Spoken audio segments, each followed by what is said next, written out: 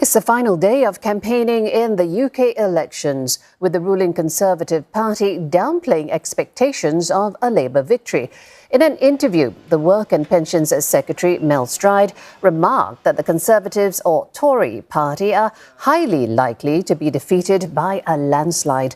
But Prime Minister Rishi Sunak later clarified that Mr. Stride had been trying to warn the public of what a Labour majority would look like.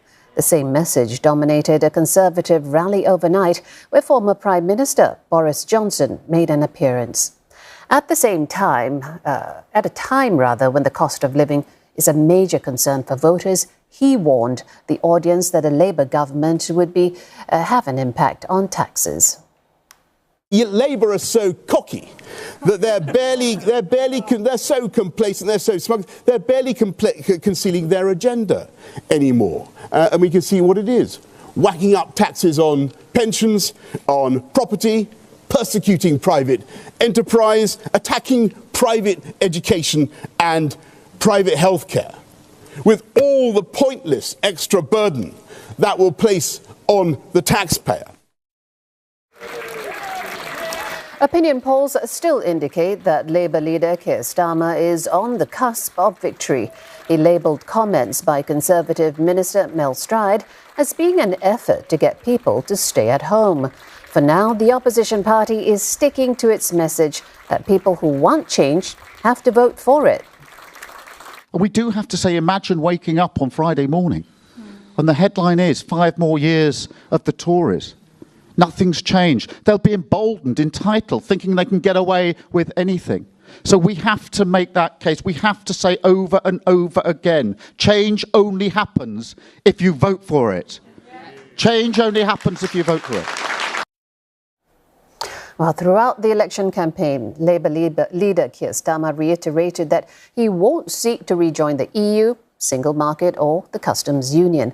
But a change in UK leadership could usher in some changes to foreign policy, as Olly Barratt reports from London. The campaigning's nearly over, and this man could be Prime Minister by the end of the week. Stability over chaos, long-term over short-term, an end to the desperate era of gestures and gimmicks, and a return to the serious business of rebuilding our country. But despite the polls, the man currently in the job insists he's still in with a chance.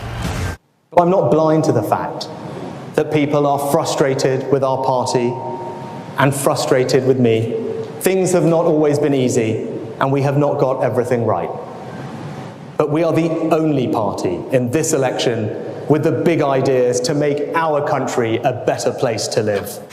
On Thursday, voters will deliver their verdict. Most of the election campaign has been about domestic issues, but whoever wins a majority here on July the 4th will very quickly have to focus on foreign policy. Not least because the Prime Minister will very quickly fly to Washington for a NATO military alliance leaders summit. The UK's stance on support for Ukraine is likely to continue unchanged if Labour win power. Labour says it would try to improve Britain's trading relationship with the European Union.